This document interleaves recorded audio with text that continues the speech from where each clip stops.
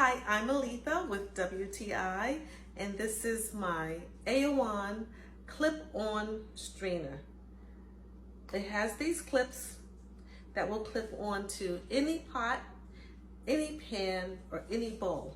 I love that about it because I can just clip it on and strain my products, whether it's meat, whether it's vegetables, whether it's fruit or rice or spaghetti.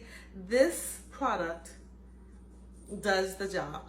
I love it because it's made out of silicone, so it's resistant to heat, so it won't melt. And I really love it because it's so small. It's just a small little thing. It will fit into my storage cabinet and it doesn't take up much space like a big strainer. So I'm going to show you how it works. So as I said, you can clip it onto any size pot. It clips on and it stays on. So when you're pouring something from the pot, it clips on and it stays on. And a small pot. Very easy. So this is the AUOON clip-on strainer.